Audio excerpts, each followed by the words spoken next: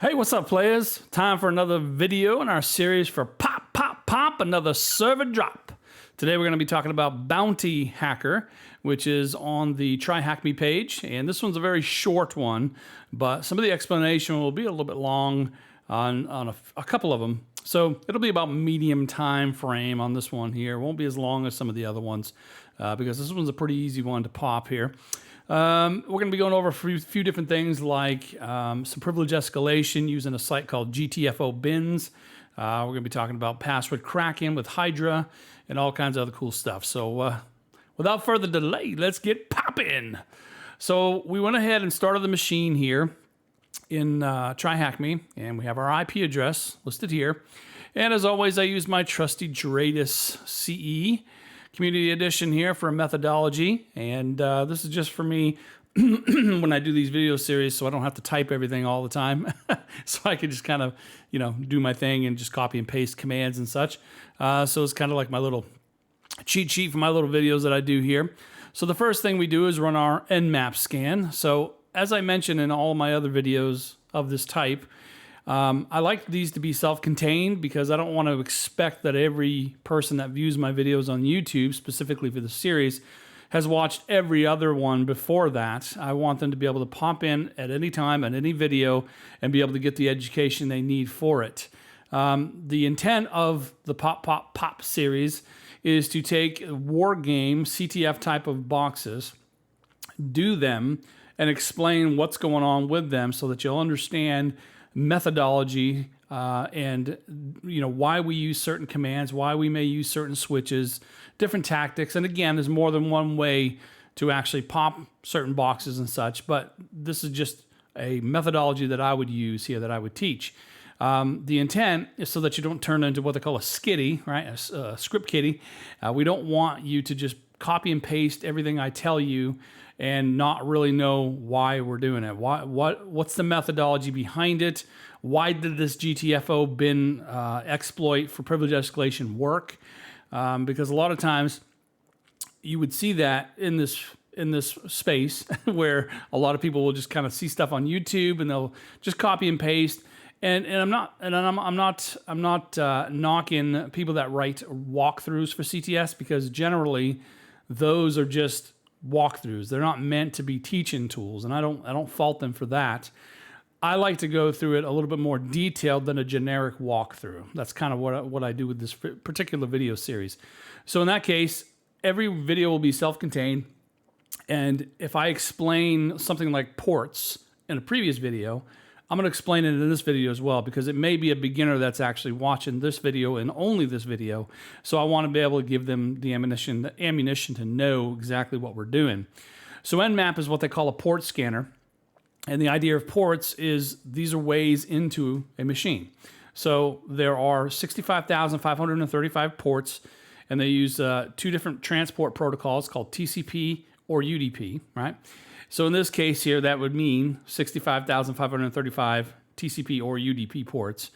And the first 0 through 1023 are considered what they call well-known ports. And those would be things like this here, FTP 21, or SSH right there, HTTP, things like that. So in other words, whenever I visit a web page, I don't have to type in the IP address or the web page name :80, right? I don't have to give the port, because it's a well-known port. It just assumes if it's serving a unencrypted web page, which 80 is, that's what it would send it to, and it's just the default.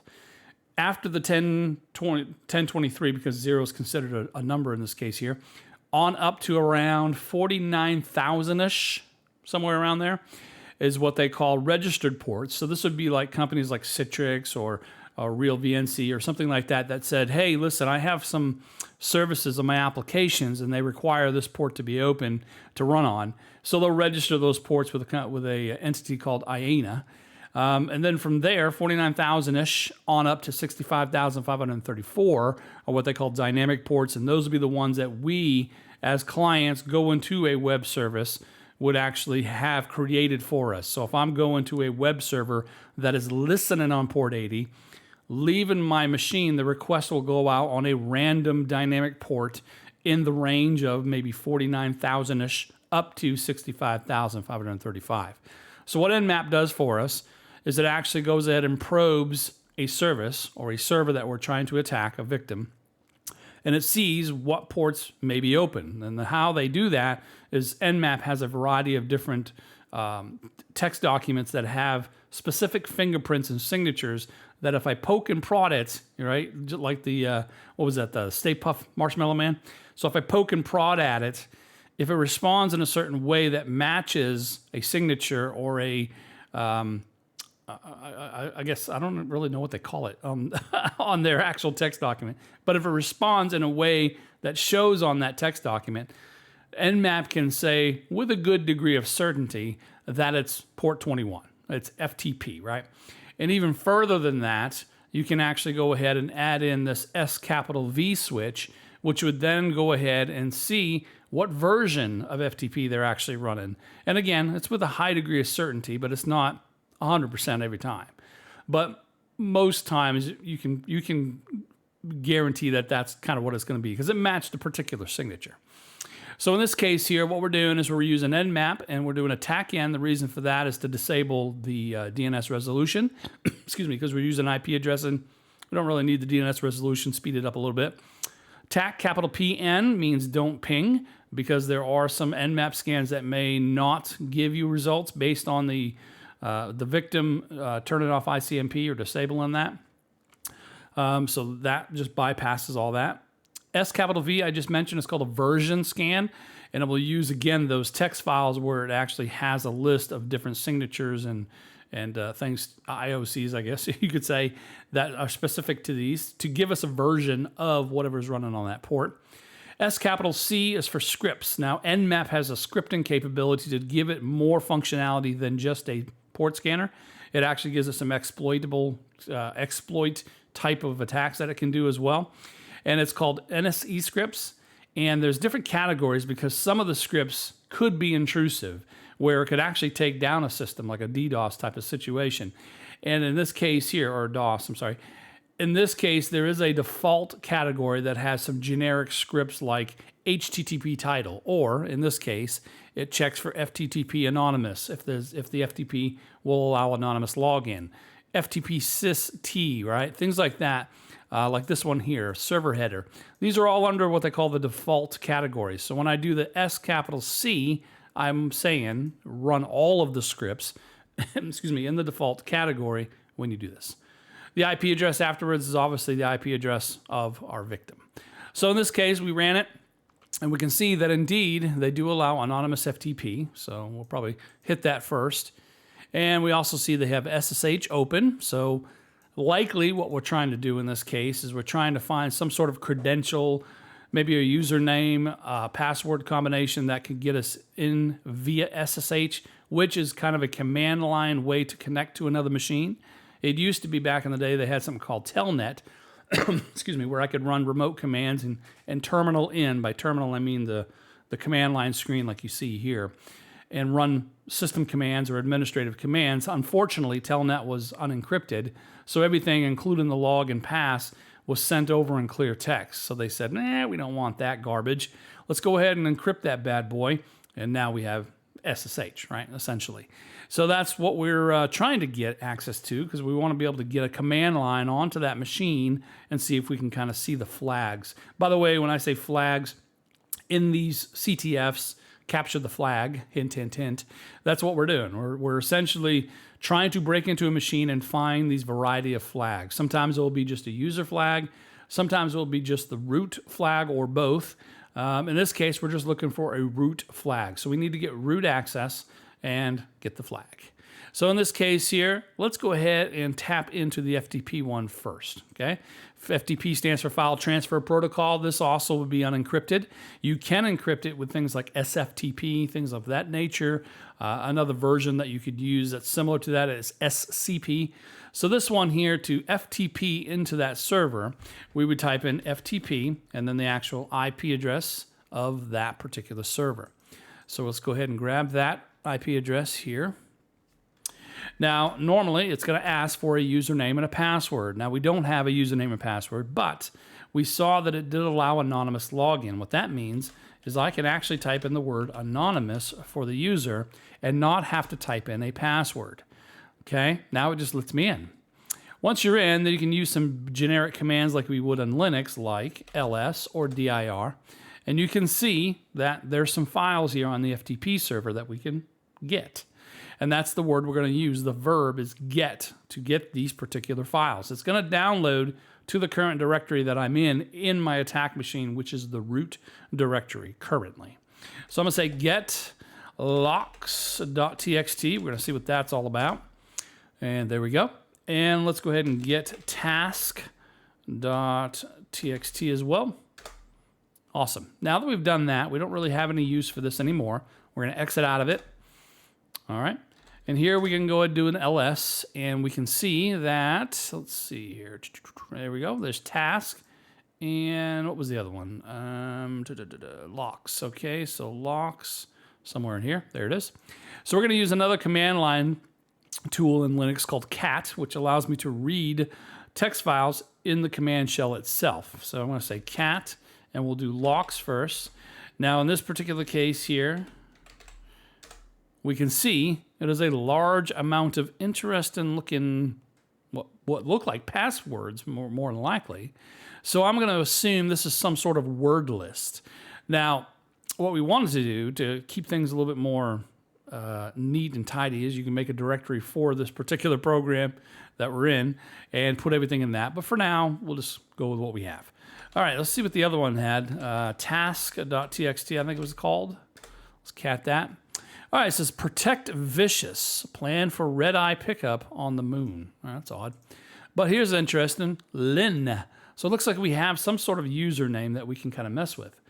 Now, in order for us to try what we're going to try, we're assuming, first off, that locks.txt is a word list, a password list. That's the assumption. So we're going to use it as that. Now, there's a tool we can use that will brute force protocol-based things such as SSH, FTP, right? Things like that. We know SSH is open. We know we have a username of some sort. We don't know if it's for SSH or not. And we have something that looks like a password list. So what we can attempt is to use a tool called Hydra, which will allow us to put in a username and a word list and give it a certain amount of threads, and then just hammer that SSH server to see if the username and any one of these passwords in combination would actually log into the SSH server. If it is found, that's the username and password, and that's our intent. We'll go ahead and log into SSH. So to do that, we're going to use Hydra. Okay, so I'm going to go ahead and copy and paste because I don't like typing all kinds of different things, but I will explain this as well. So let's pop back on over here and put this in. All right, so we're going to have to modify this a tad here for a second. Let's go ahead and put the IP in, and then I'll kind of explain what's going on here. Oops, I'm on the wrong one. There we go.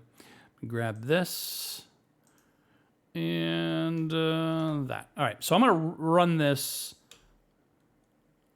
and I'm going to explain it as it's running because sometimes it takes a little bit of time for it to run, and I'll explain what I'm typing in here in just 1 second. Was it locks.txt, I think it was called. Yeah. All right, so what I'm doing in this case here is the tac L.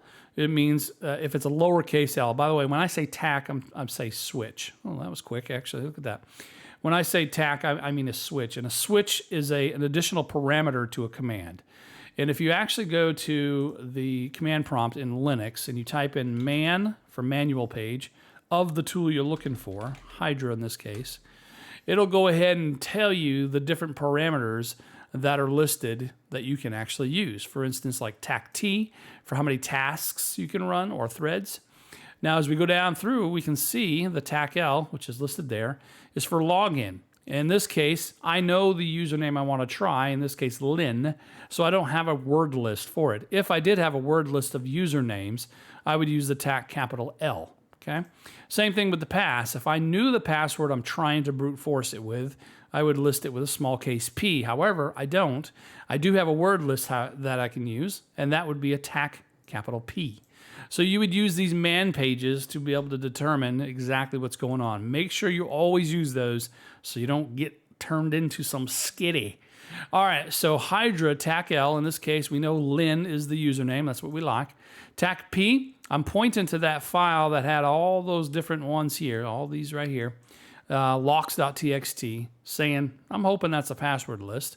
TAC T is for tasks, in this case, kind of like threads, how many things I want to run simultaneously. And then the protocol that I want to attack, in this case, is SSH at this IP address. And you can see it tried multiple combinations of the username Lynn with every one of these passwords that are in this list, and it did find that this one let us in.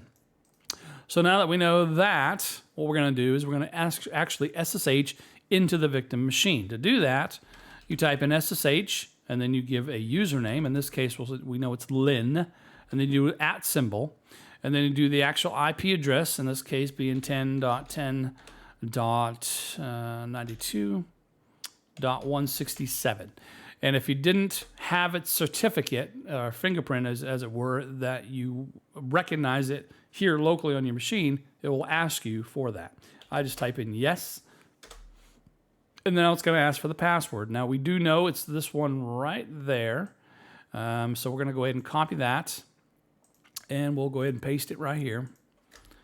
And hopefully, bing, there we go. So we have done a little pop, not quite pop, because we ain't got the root flag yet. So we're now in to the victim machine as someone named Lynn. Let's go ahead, and the first command we would like to run is ID to see what privileges this person has. And in this case, the UID, the username in this case being Lynn, has 1001. So 1,000 on up are going to be your standard users that don't have root access or other special privileges. If it was a 0, then we knew that we broke in as root. That's why you always run ID first. And you want to see what have I broken in as, what type of user, because that would then determine if you need to do privilege escalation, which in this case we do. So here we can see the group IDs and things like that. There's no root privileges. However, there is something in Linux called sudo, and sudo is kind of like, for the Windows people here, are like a run as admin type of situation where you're saying, okay, I'm going to allow Lynn to run, LeafPad as root or whatever, right? That would be set up in something they call a sudoers file.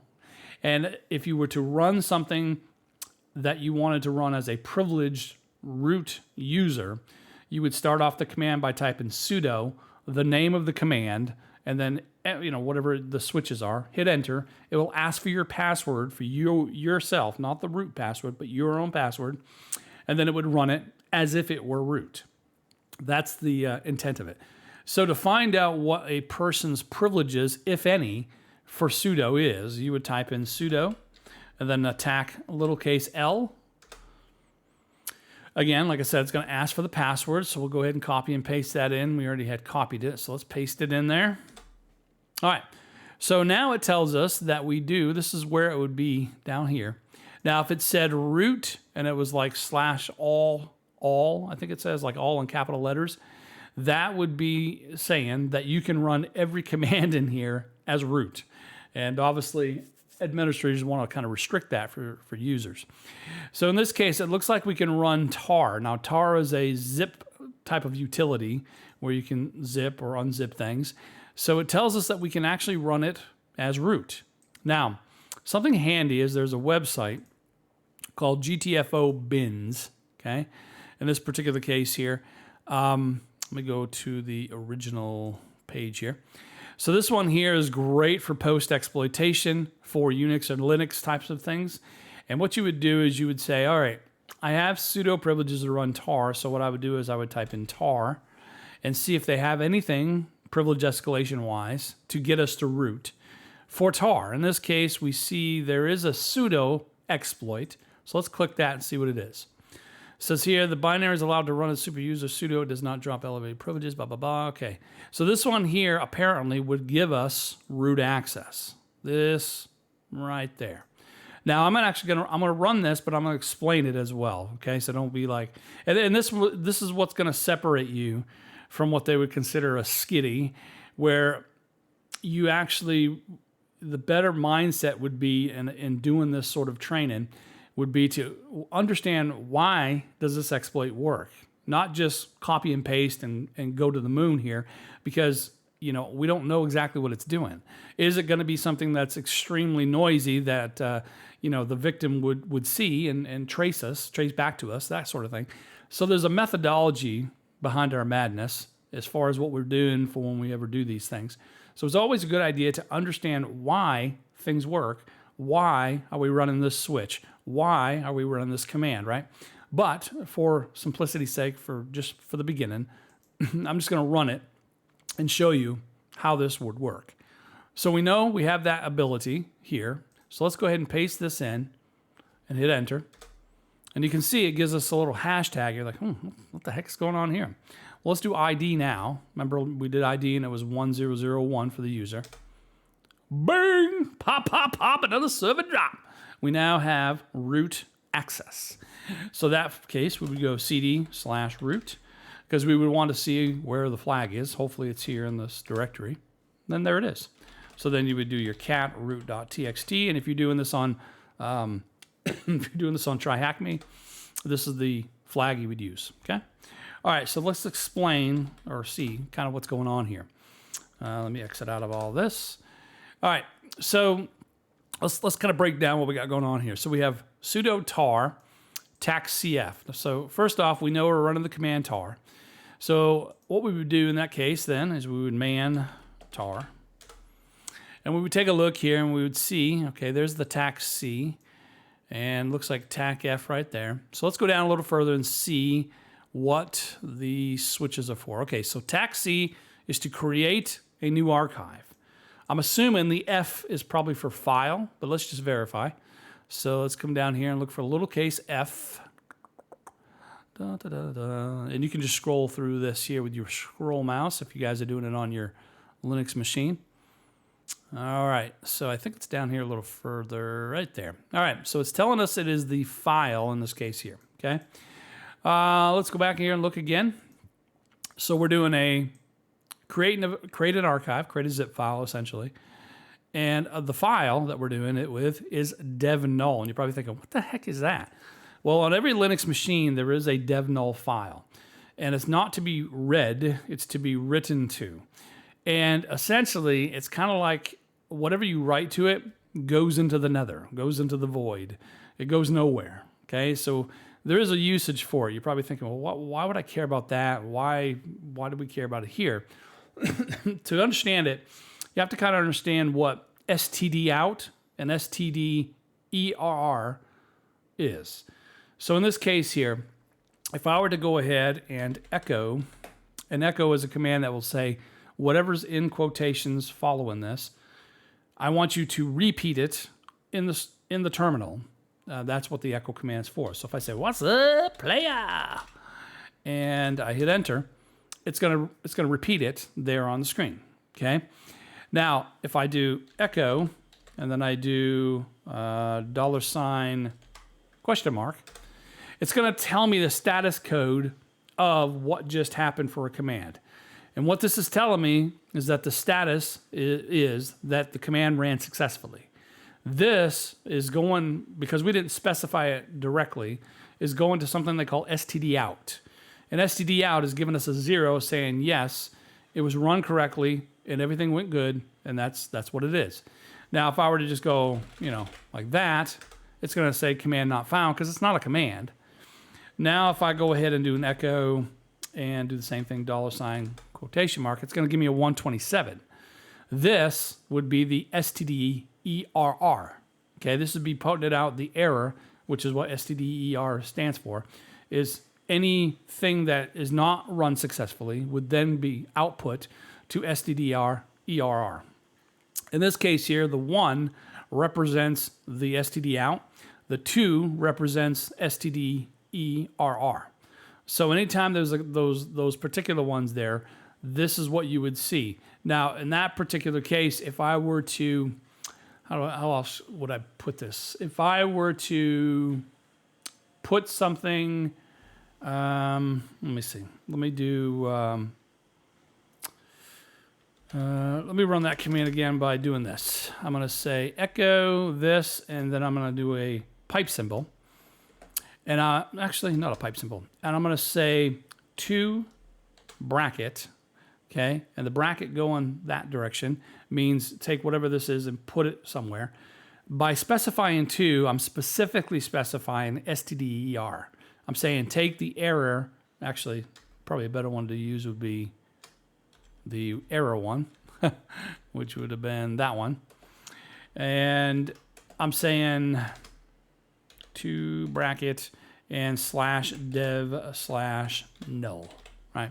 Now, typically, I wouldn't worry about any of this stuff here. I'm not going to do it on this particular one. One that's pretty common, now that I think about it, is the find command. So if I said find /tech, let me think here. What is it? Perm. Oh no, I'm trying to remember all the switches for it. But if I did like perm 4000 tac t for type, man, I forgot all the syntax of it. Anyways, if I were to try to find all files on this machine that use something called a SUID bit, and you can see that particular topic talked about in some previous videos of mine. If I'm saying I want to see the output and find all things of that, but anytime an error would come out, I don't want to see it because it's just junk. I don't really care for it. I only want legit findings. I would then do the command like this, and I would say to, and then I would do the bracket /dev/null. Okay, just like that. All right, let me pause for just 1 second. All right, sorry about that. My wife has a robot. What do you call it? I don't even know what you call it. Roomba that cleans the floors and stuff at a certain time.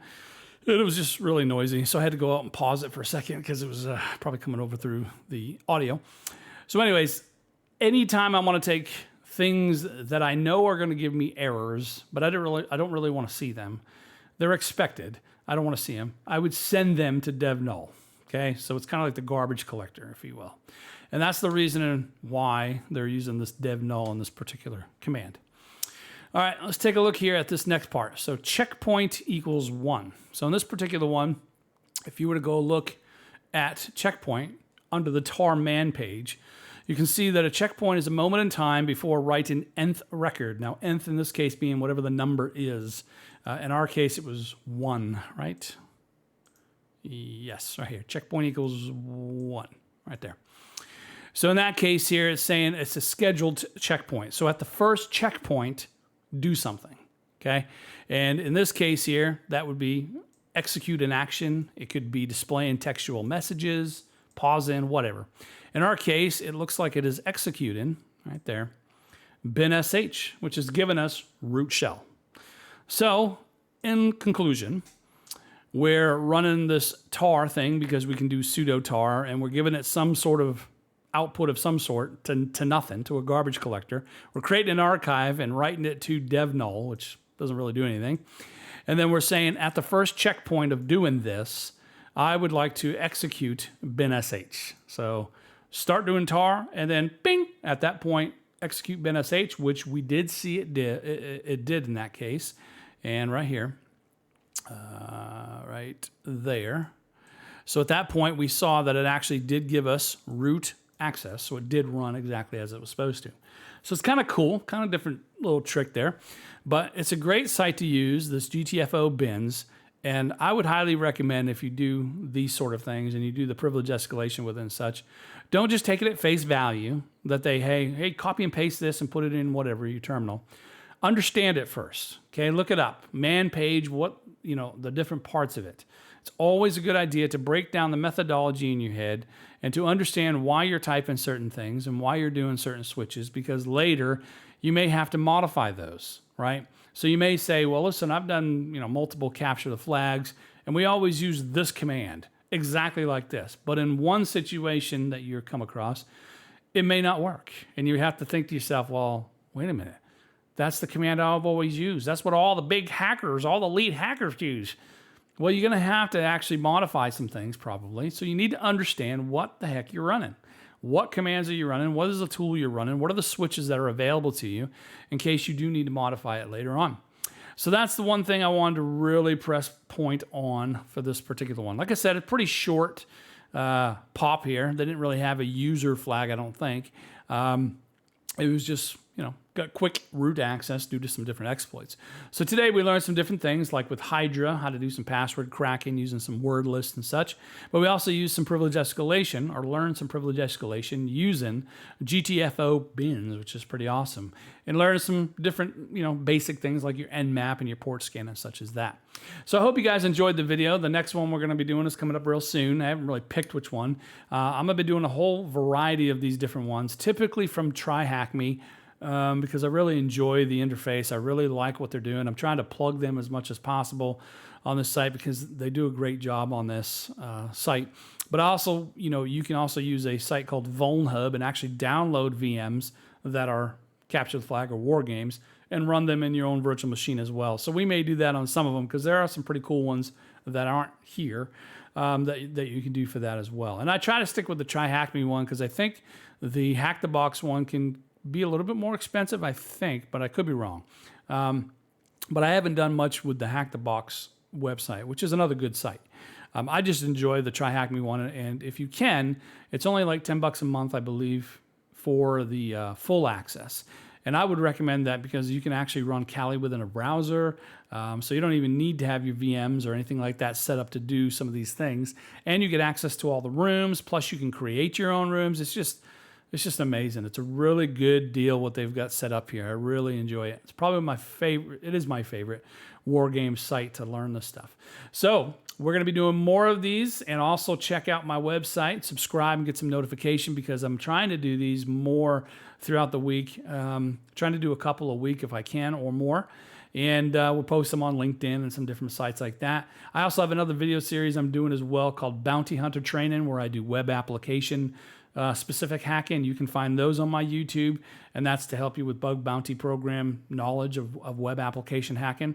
So check out all the cool things that are at that. And also I have some of these write-ups. I have this particular one as a write-up along with the video I'm making here on my website at www.shikataganai.com, and replace the I's with a 1, and that will be how you type it in. So until next time, keep on popping. Peace out, players.